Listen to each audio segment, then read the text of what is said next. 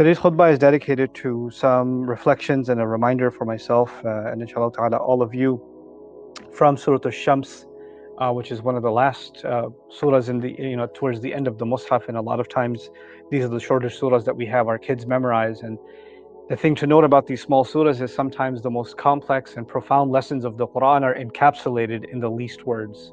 So you would think that in many ways, the longer surahs have easier lessons, and the shorter surahs have much more deep and profound lessons, which is why if you study classical tafsir, a lot more time and energy and really pages of paper are dedicated to the study of shorter surahs than they are by comparison to ayat of the longer surahs. And this is actually one of the most fascinating surahs of the Quran on the subject of ourselves. There are places in the Quran where Allah wants us to understand ourselves, or the way in which He created us, because we are, like He says, لَقَدْ خَلَقْنَا الْإِنسَانَ فِي أَحْسَنِ تَقْوِيمٍ. We created the human being, no doubt, in the most upright and the most beautiful upright form. So we are the marvel of Allah's creation, and He is proud of this creation to the point where He created the heavens and the earth, and the angels were not commanded to do sajda. So the magnificent universe that Allah Azza wa Jal created did not call for the angels to fall into sajda in awe of what Allah has created, and yet the human being was. So we're not a typical creation of Allah, and Allah wants us He wants to remind us of that, because a lot of times in this life, because we deal with each other, and one can you can make someone feel worthless, or make someone feel inadequate or not enough, and we forget that Allah honored us above and beyond even the angels. Each one of us, not just Adam alayhi salam, it's humanity that was honored in that way. So we forget that, and of course the one that wants us to forget that more than anyone else is Iblis. He wants us to be humiliated, and the best way to humiliate us is to have us have a low opinion of ourselves. So if you think lowly of yourself, and you think that you are worthless, or then the actions and the thoughts that follow from that are going to be a chain of negativity that will mimic the emotions and the sentiments of the devil himself, right? So the first point that I wanted to highlight for myself and all of you is that Allah is highlighting what a marvelous creation you and I are. That is not to say that we're supposed to be arrogant, but we're supposed to honor what Allah created. We have to respect what Allah created, and that actually includes self-respect.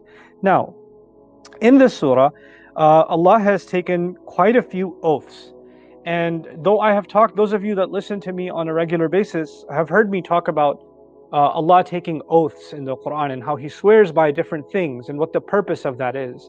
But just as a quick reminder, often oaths are taken by Allah because a way that the ancient Arabs used to talk is when they took oaths, it's like everybody around would drop everything they're doing and just listen to this, right? And the oaths were a way of, depending on what the oath was taken by, were a way of garnering more and more and more attention.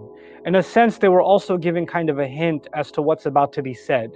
So if some ancient Arab before Islam came to the Arabs and got up on the mountain and said, "I swear by tomorrow morning," then everybody knew that he's got some very important news.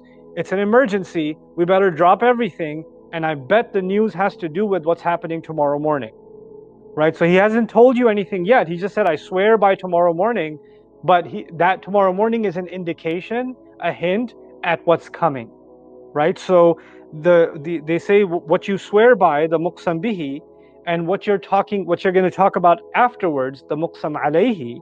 So it's in English, it's simple. It's not that simple, but a way to think about that is the object of the oath and the subject of the oath are connected to each other, right? And so Allah took a number of oaths in this surah and then connected them to two realities.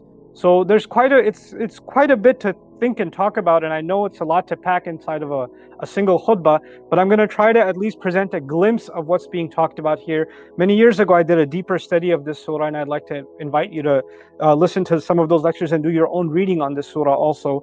But for now, at least, I wanted to highlight some of the very profound lessons that come, at least some drops from that ocean that come to mind that I think you and I can benefit from in this short time.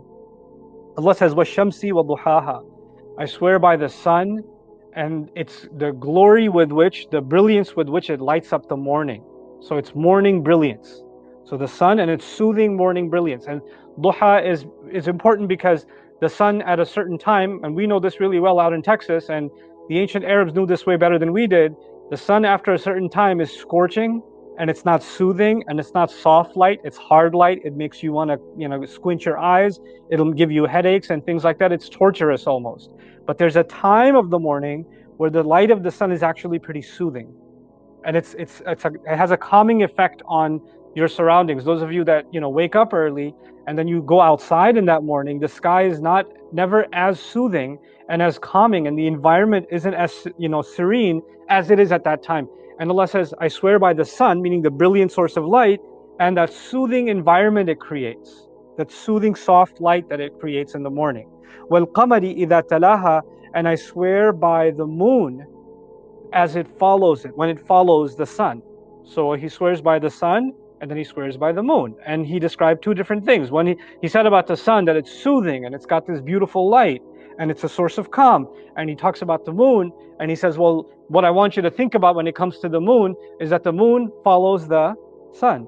And obviously it does so at nighttime, right? So we see, and the celestial bodies are doing their work, whether we can see them or not. But for the human eye, you could see that it follows, meaning the evening follows the day. But now we even know from an astronomical point of view, the moon is literally an object that's following the larger solar system. It's rotating around the earth, and the earth around the sun. So there's this following that's taking place. Wal qamari idha talaha. It's also following it in a sense that the moon doesn't have its own light. The only way we can see the moon is that the sun shines on it, and that's why it's illuminated. So it's not a source of light by itself, it's reflecting its light, right? And that's going to be important as we read on. وَالنَّهَارِ إِذَا جَلَّهَا, and I swear by the day as it brings out the sun's brilliance. Meaning, the sun itself is brilliant, but we wouldn't appreciate the magnificent power of the sun if we didn't see things look glorified, look illuminated because of the light of the sun, right? So just like the sun is illuminating the world, the illuminated world is also a kind of a complement to the sun, right? So because the same place can look a completely different world without the light of the sun. A place could be incredibly beautiful. And recently, my family and I took a trip to Colorado, just a road trip. And in the daytime, the valleys and the trees and the mountains are so beautiful. And as Maghrib starts coming in, the same place becomes terrifying. The same roads that were breathtaking view, the beauty of them is gone. The soothing, you just want to stop and look. Now you're scared to stop. Same place. And if you were going by the same exact place during the daytime, you'd say, hey, can we stop here and take this view in for a moment, right? But at nighttime, can we just keep driving? Can we just keep moving? Because it's terrifying. And the only difference is that place is beautified by the sun, and that makes you appreciate the sun even more. وَالنَّهَارِ إِذَا جَلَّهَا وَاللَّيْلِ إِذَا يَغْشَاهَا, and I swear by the night as it covers it up, meaning it covers up the glory of the sun. So now we've got 4 ayat about the sun and the moon and the day and the night, and now he says وَالسَّمَاءِ وَمَا بَنَاهَا وَالْأَرْضِ وَمَا طَحَاهَا, and I swear by the sky and what an incredible creation he made, and how remarkably it was made, and the earth and how remarkably it was laid out. وَالْأَرْضِ وَمَا طَحَاهَا. So far, we're not talking about ourselves. I started this khutbah saying that we're going to learn something about ourselves, and this is a surah which talks about deep within ourselves. And so far, we're learning about the sun and the moon and the night and the day and the sky and the earth. And in the middle of taking all of these oaths that draw our attention, the next set of oaths is وَنَفْسٍ وَمَا سَوَّاهَا, and I swear by the inner self, the person, the inside person that each one of us has. And I swear by how remarkably it was made balanced. Remarkably how he balanced it out. Balance means there are opposing weights or opposing forces that need to get balanced. Now, if you take a step back, the sun and the moon create a kind of balance in the sky. The day and night are a kind of balance. The sky and the earth function in balance, and they work with each other. Without the sky, the earth couldn't exist. Right? So they're interdependent, or especially the earth, dependent on the sky. So After describing all of that, look at this balanced universe around you. He says, and by the way, there's a universe inside you that's also balanced. There's this world I created outside that's balanced, and there's a world inside that's balanced. And there are other parallels also. Because we are going from celestial bodies and an observation about the outside world and the sky and the horizon and the earth, and all of a sudden we're talking about something going deep inside ourselves. It's as if Allah is describing that there is a world inside of us, and it functions. Some of its mechanics, some of its mechanisms are a lot like what you see outside in what Allah made. So there is a brilliant light inside ourselves too. And that light can give us soothing calm like the morning does. And there are times when we find ourselves not in soothing times, we find ourselves in darkness. But even when we do, that light, which isn't soothing anymore, can still shine on the moon. Meaning some remnant of the light is still there no matter how dark a situation you find yourselves in. You're never without light. Even if it's like thin as a hair, like the moon. حتى عاد كالعرجون القديم. There's still light, and that light, the source of that light is still the sun. Right? So Allah Azza wa Jal put inside the human being a ruh, right? And it's a source of light and guidance for the human being, whether they're Muslim or not, actually. It's something that He put inside the human being so they can seek truth. And when He gave us that light inside of ourselves, when you nurture that light, it creates a soothing environment inside you and around you. But even if everything's okay inside, things can get pretty messed up on the outside. But even if they do, even if it's like a dark night, often people compare, this is a very dark time in my life, or I'm surrounded by a lot of darkness, right? And darkness is associated with imagery of hopelessness or feeling lost or feeling scared and things like that. And in all of those scenarios, Allah still says, well, the moon is still following the sun. And following is an interesting word, because when someone's in the dark, they don't know which way to go, right? But follow the light. Like the moon is the moon is following the light of the sun. It's still following. So follow the right path, even if you're surrounded in darkness, is kind of a subtle suggestion there. And then the idea that this light inside us makes everything around us beautiful. Following Allah's guidance, following Allah's light actually gives tajliya, gives glory, makes beautiful the life in this world. But then there are times, there are elements of the night that can make you, because the moon can be hidden by clouds, right? It can be hidden by clouds, and the night can cover up the sun, and you might not feel like there's any light, even though it's there, even though that it exists. So human beings are struggling between light and darkness. And that struggle, we're reminded of that because Allah created the night and day constantly struggling. And it's as if Allah is constantly reminding us of the war happening inside ourselves between light and darkness. And then He says that this nafs that He made with these, He put inside us a desire, a love to do the right thing, to do good. We want to be good. We want to do good. We want to help someone else. We want to make someone feel happy. We want to do the right thing. We want to be fair. All of those good drives are inside of us. We feel sorry for someone who's hurting. We want to be able to help their situation. These are all things that Allah put inside us. You didn't have to be taught those things. It's like the light of the sun. It's already there. It's already shining inside.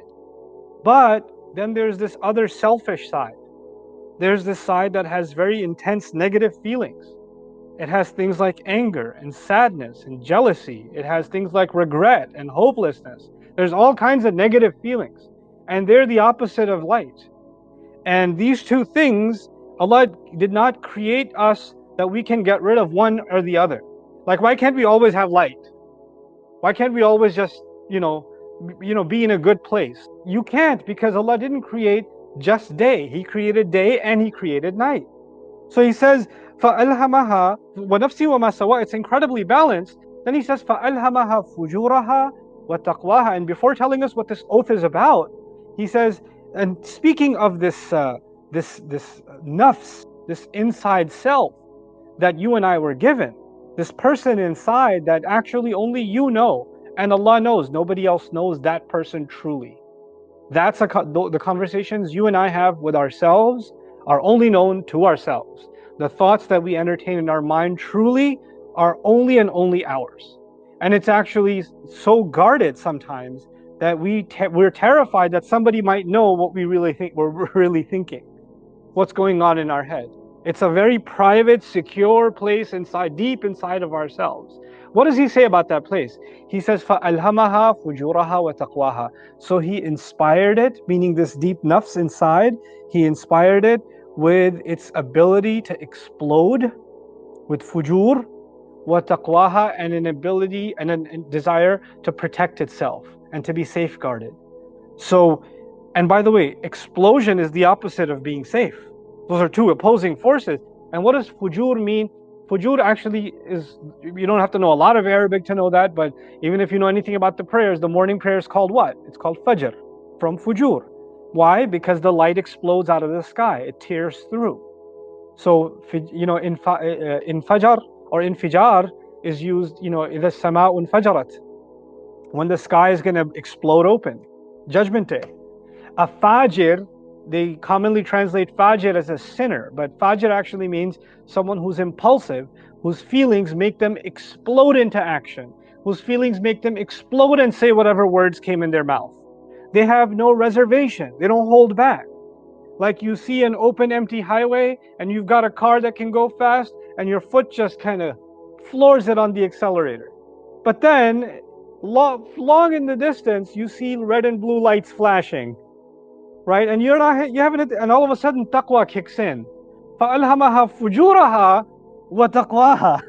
He inspired the human being to want to be rebellious, to want to do crazy things, to have all kinds of impulses, but also inspired the human being with the ability to control themselves. And this is actually what separates us from animals, isn't it?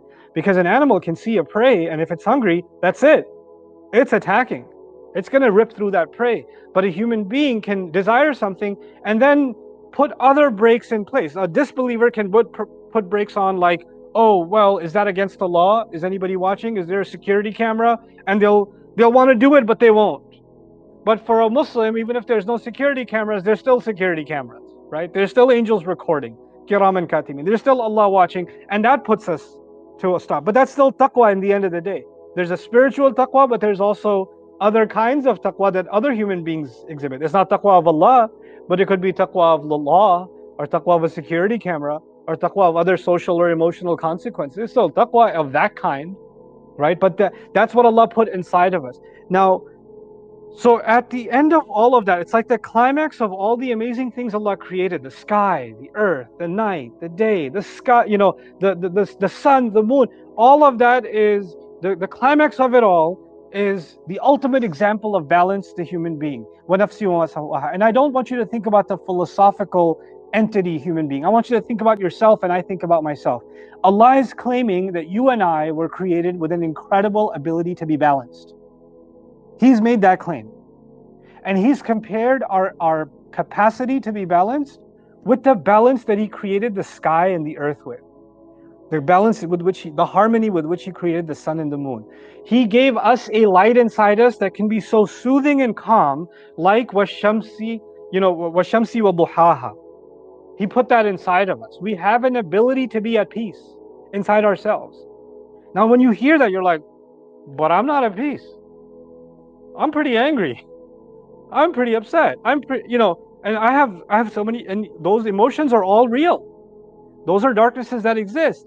But at the same time, Allah balanced that with an ability to find calm and to find yourself and to find your true nafs that is balanced. My late teacher, one of my late teachers, Dr. Isar Ahmed, rahimahullah, he used to say, when he talked about the nafs in his study of Quran, when he wanted to help people and his students understand what nafs means, this inner self, he used to say, think of it as you are inside of you, there is a wild horse with no mane, no reins, no nothing. You're riding this wild horse and you're grabbing it by its hair, and you're trying to control it. Even if you let go of it a little bit, it's going to run wild. It's going to trample over things. It's going to jump into a canyon. It's a very powerful horse that's inside. And that's actually kind of what a nafs is. It's fujur. It just wants to do whatever it wants to do. It has impulses. And we have to keep it restrained by our taqwa. Now, and if we don't, then who's running the show? If you don't hold this horse back, if you don't hold it back, then it runs wherever it wants to, and you follow. So you're no longer in charge in a crazy way. Your nafs is in charge. Your nafs is take a part of your nafs, the nafs that la ammaratun bisu, the one that keeps commanding you to do terrible things or say terrible things. It's in charge now, and you surrender yourself to it. And that's a scary place to be, because Allah describes, أَرَأَيْتَ مَنِ اتَّخَذَ إِلَهَهُ هَوَاهُ.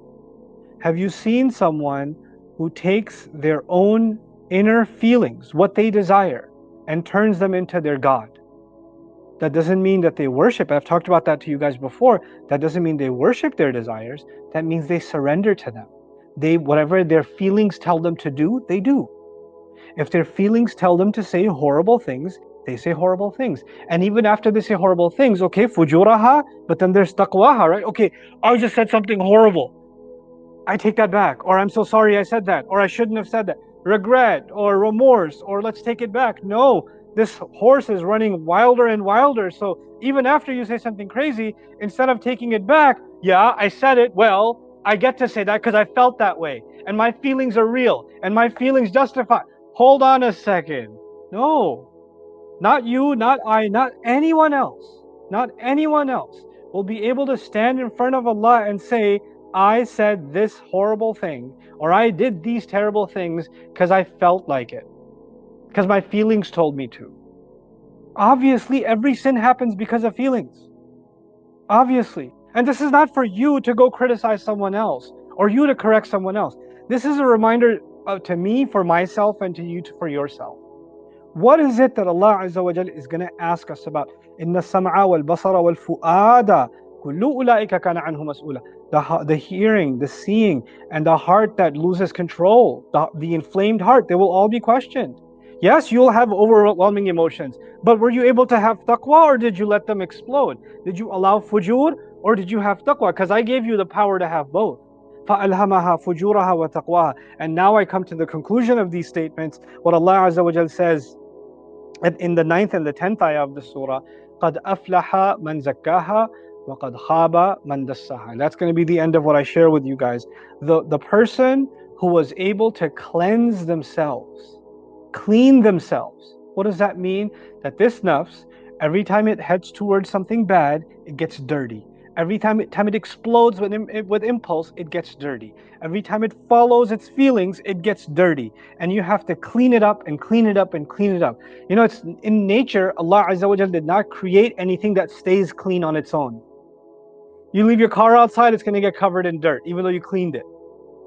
Allah made observations for us in nature for us to learn from them. You cannot keep a place clean unless you go back and clean it again and clean it again and clean it, because you have to dust it again, you have to organize it again, etc. Right? So, and if you leave food there and you say, oh, the food is clean and it's fresh or whatever, if you leave it there, it's going to get rotten, then bugs are going to come, it's going to get dirty, right? You're going to have to go through the process of cleaning. Allah says, just like that, there's no such thing. Alhamdulillah, I accepted Islam and I made tawbah in 1983 and now I've been clean. Because I got cleansed up in 1980. No, don't work like that. You and I have to basically acknowledge that dirt keeps falling on our hearts, that the nafs keeps wanting to do bad, and sometimes it does bad and I don't even realize that it's done bad. And so looking at my own self, like nobody else. Don't wait for somebody else to criticize you and me. Don't wait for somebody else to point out what we're doing wrong. How about I look at myself deeply and become my own greatest critic? We're in a culture now where we are constantly trained to defend yourself, to justify yourself, to stand by what you feel, and not ever think of yourself as having done anything wrong. And we've created two extremes. Either I've done nothing wrong, the problem is with everyone else, or everything is wrong about me. I'm just a loser. I'm just going to hell anyway. Or I'm just a terrible person. I can't do anything right. What? Fujuraha wa taqwaha, man or woman. Yes, you do good things, but that doesn't make you an angel. Yes, you do bad things, but that doesn't make you a devil. When you do good things, ask Allah to accept them and stay on a good track. But that doesn't mean you're immune from doing bad things. And when you do messed up things, that doesn't mean you became the devil. Stop beating yourself up. And that's also a kind of cop-out, because then a person says, well, I'm messed up anyway, so what does it matter? Right? That's shaitan's line of thinking. No, Allah doesn't give us that. He says the person who's able to recognize one piece of dirt and clean it, and let me give you the analogy here now. If somebody pointed out that there's a blemish, or you notice in the mirror that there's a stain on your shirt, what are you gonna do? Forget it, these clothes. And you set them on fire? No, you wash. You wash. And you notice a different stain somewhere else next week. You know, if you're a clumsy eater like me, every time I eat, my clothes eat with me. Right? So I've got, stains in interesting places. I don't even wonder where they came from. But you know what? It was a stain over here one week, it was a stain over here one week, it's a stain over here one week, and eventually I say, you know what, this stain, there's so many stains, I'm so tired of cleaning up. You know what, I'm just gonna burn all my clothes because I don't want to deal with this anymore. They're just dirty. What can I do? I can't. No, they get dirty, you clean again. They get dirty, you clean again. And it's the same thing on the inside. It's the same exact thing on the inside. You don't give up on yourself. And you don't act like nothing's wrong. No, what's wrong? That's the new fashion. A little bit of oil. That's not you're delusional, So either one is unhealthy. So he says the one who's able to cleanse it and continue on cleansing it little by little, then that person has truly attained success. These are successful people, meaning successful people are not people that are clean, but they keep on cleaning, which means successful people also get dirt on them. If they didn't get dirt on them, there was no point of cleansing. وَقَدْ خَابَ مَنْ دَسَّاهَا. And the person who allows it to stay in the dirt has completely lost. They have met with disappointment. Allah, after all of these oaths, the point of all of them, the point of mentioning the sun and the moon, the point of mentioning the night and the day and the night, the point of mentioning the sky and the earth, the night and the day, then the point of mentioning the nafs and its internal struggles. The point of all of that, I shared all of this with you, Allah tells us, for one reason. Because you need to know that there will be dark times, there will be times where you're covered in darkness and you'll have to cleanse that darkness off, the next day begins. And then darkness will come back and you'll have to cleanse it off and the next day begins. And this is a process you must engage in, and every time you forget this khutbah, this sermon from Allah Himself, this Surah Al-Shams, in case you forget, just look out your window. The sun should remind you. The night should remind you that after every night there's morning. The morning is cleansing the darkness of the sun. I need to cleanse myself. Isn't it incredible that we recite the word of Allah more loudly every time it's dark outside? The Dhuhr prayer, the Asr prayer are silent. Maghrib, Fajr, Isha, these are all when there's more darkness, we're more in need of light. And the sunnah of the Prophet ﷺ to recite those prayers loudly. Obviously the congregational Jum'ah is exception because it's a congregation, it's loud. But and it's a reminder. The whole purpose of it is a larger gathering reminder. But it's all these teachings in our religion are there to protect our inner self, to recognize what's going on inside of ourselves. And I pray we don't become like the kind of people who are run by who we don't control our feelings control us. I pray that we don't become like those people, because those people truly have failed. May Allah Azza wa Jal make us strong and give us self-control and restraint and real balance inside of our lives, and help us carry good lives as believers and forgive our shortcomings. Barakallahu li wa lakum fil Qur'anil Hakim wa nafa'ani wa iyyakum bil ayat wa dhikril hakim.